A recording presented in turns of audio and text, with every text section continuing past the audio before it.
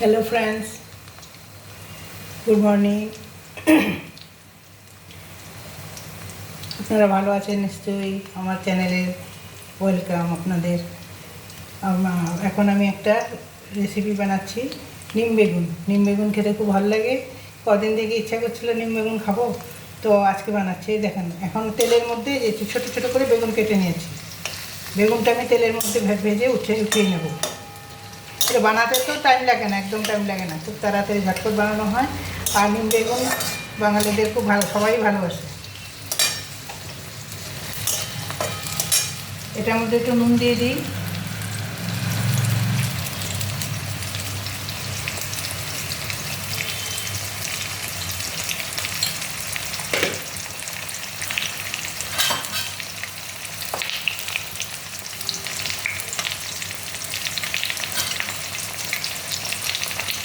একটু হলুদ দিয়ে দিলাম।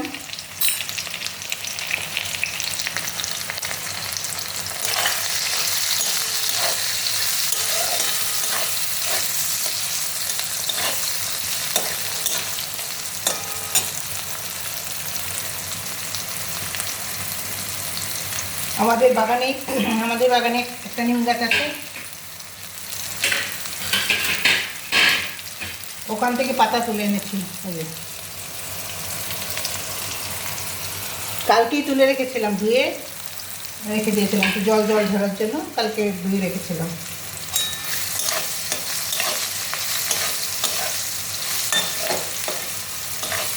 নিম বেগুন তো ভালো লাগে না আপনাদেরও? তো ভালো বলবেন কমেন্টে কার কার নিম বেগুন ভালো লাগে।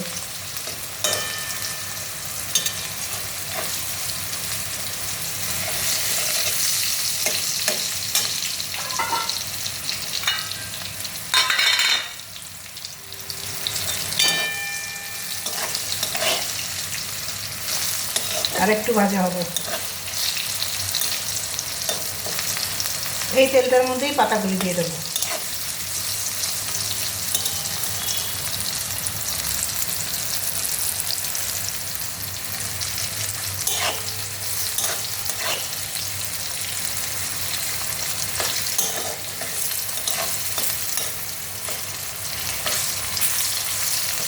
এখন উঠে রাখি, হয়ে গেছে।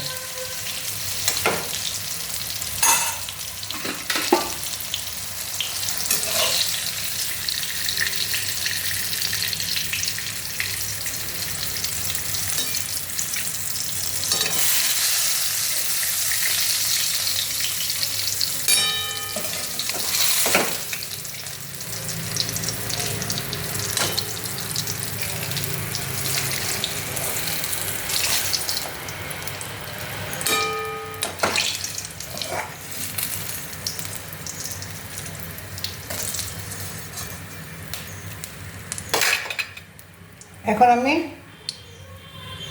এই পাতাগুলি দিয়ে দিচ্ছি। পাতাগুলি দিলে পরে ফুটতে থাকে খুব।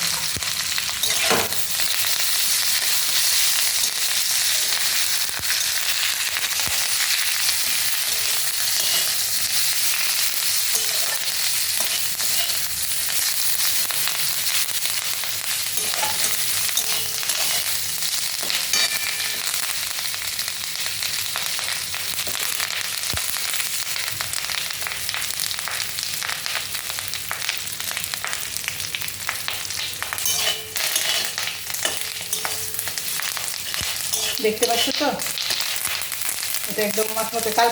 আগের থেকে ভিজিয়ে শুকিয়ে রাখলে না, খুব তাড়াতাড়ি মচমচে হয়ে যায়।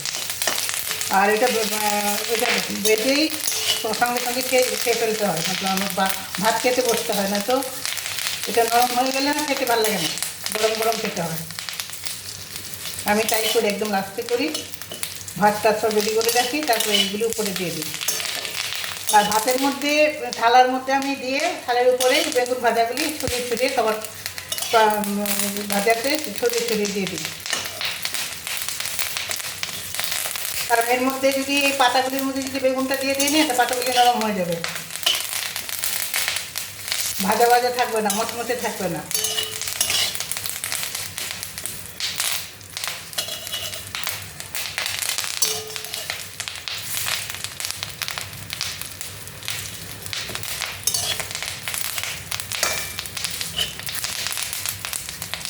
যতক্ষণ পর্যন্ত ফুটবে, শব্দ হবে, ততক্ষণ পর্যন্ত কাঁচা পাতাগুলি এখনো ভাজার বাকি আছে।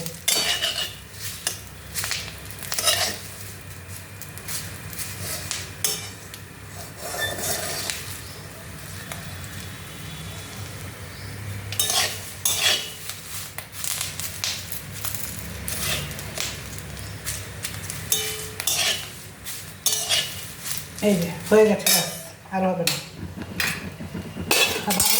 থালার মধ্যে যখন ভাত সাজাবো তখন এই পাতাগুলি দিয়ে দেবো আগে থালের মধ্যে কিনারে, আর ভাত পাতার উপরে বেগুনগুলি এরকম করে ছড়িয়ে দেবো। এরকম করে মেখে নিয়ে পরে খাবে। বুঝতে পেরেছেন?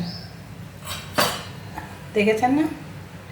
এটা আপনারাও মনে হয় এরকমই করবেন। আমাকে শেয়ার করবেন, আর সাবস্ক্রাইব করবেন, লাইক করবেন, আর আমাকে জানাবেন কীরকম লাগলো। এরকম করে আপনারা এরকম করেই মনে হয় সবাই করে।